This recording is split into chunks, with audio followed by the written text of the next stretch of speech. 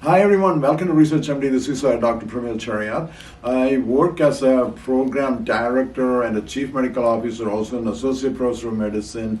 So we are going to take a look at a critical analysis of a recent paper published in New England Journal of Medicine. Just came out on the December 12th. Let's do a critical analysis of the study. Have a lot of impact on, okay? So first let's recognize the authors. Is always Dr. Lon Borg is the primary author, and the senior author is Dr. Ekstrom, okay? So now let's look at the study question. Let's make it very simple. Okay, does percutaneous coronary intervention in the patient who's undergoing transcatheter aortic valve implantation, is it beneficial? That's what I'm asking. Okay, where's a great clinical question? So where did this clinical question comes in? So, when we get older, we get this, a lot of people get the aortic stenosis, the valve is not working, its function is less, right? So what we need to do, so most of these people cannot undergo coronary or, big valve replacement. In the elderly, they try this transcatheter aortic valve replacement.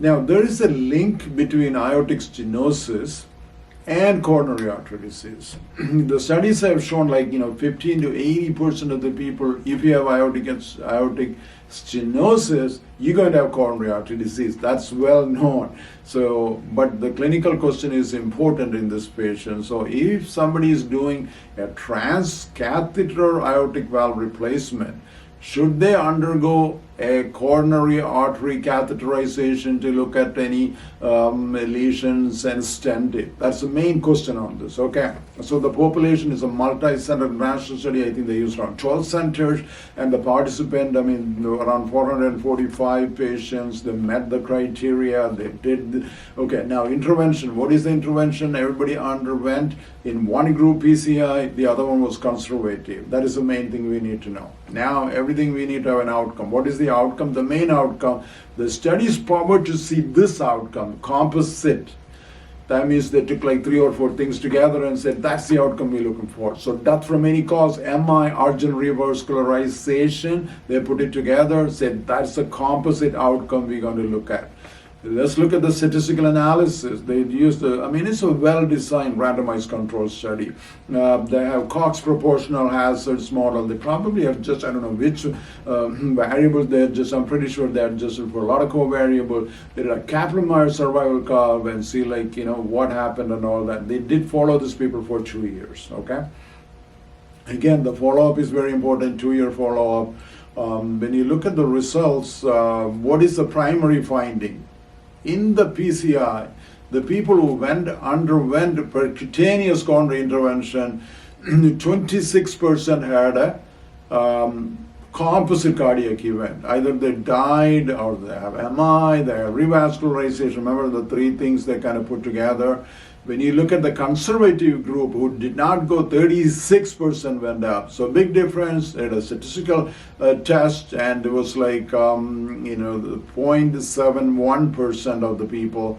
The hazard ratio, let's say hazard ratio is 0.71. That means it's 71% likely you're going to have an outcome, bad outcome if he has. The confidence interval is kind of not that great, okay? Because 0.51 to 0.99, it's almost touching the 1. So I don't like it that much.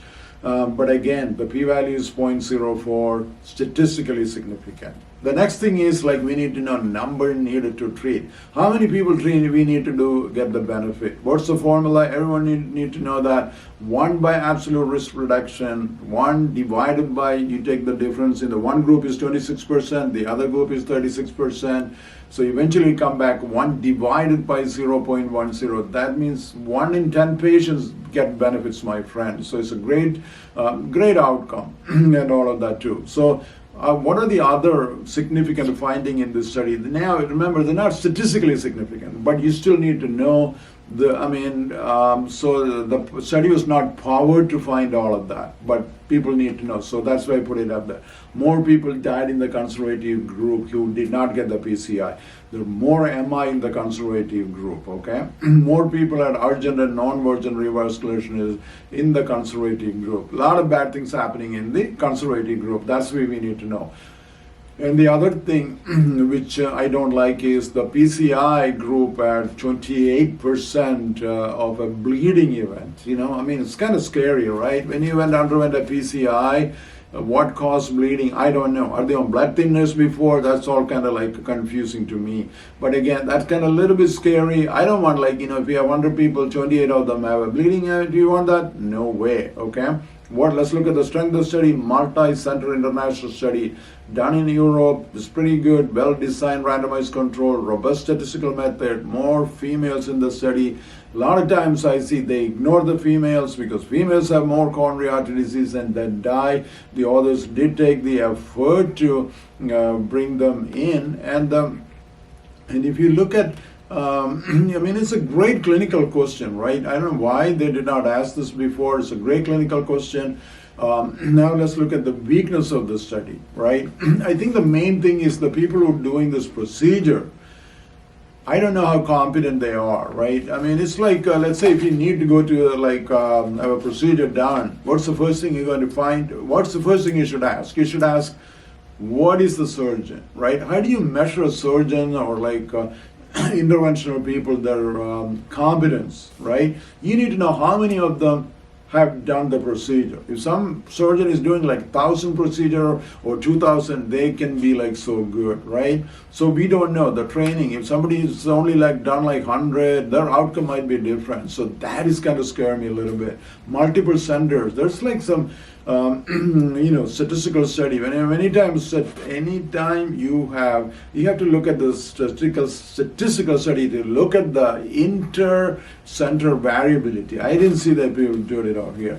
No HbA1c level, because people have high HbA1c, they'll die. These are no HDL level. Which statin did they use also is important. Some of the statin benefits much better.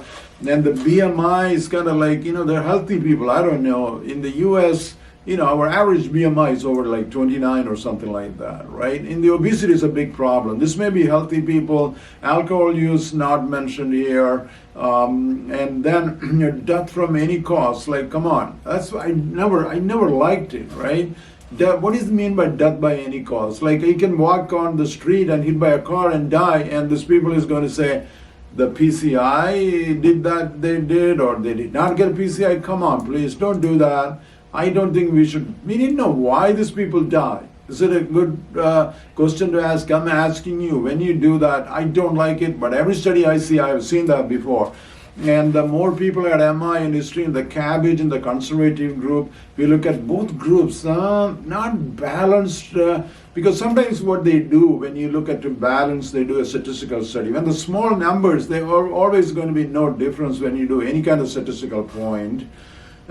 So, all of those, the kind of things is kind of bad about it. But overall, take home message is doing PCI or percutaneous coronary intervention and before they undergoing TAVR is beneficial to the patient.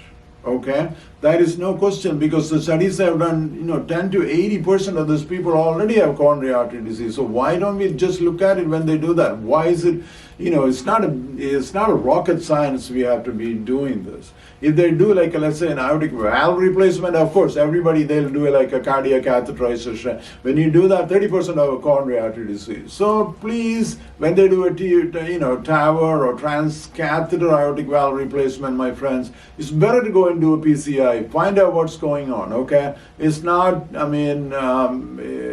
think everyone should do it. So it's a great study. 1 in 10 have a benefit. So thank you so much for watching. We'll be back with another presentation, and please put your comments in below so we can have a good discussion. What do you think about the strength of the study? What is the weakness? Do you disagree with what we find and all of that too? Because that's what we make better people, and we make better decisions. Please comment below, and please subscribe to our channel and please share with your friends. It's a concise summary of what's the, a lot of people don't have the time to read through the whole article. By having a good discussion, I think it's always helped. It's very important in today's world. Evidence-based medicine we have to use. God bless. Thank you.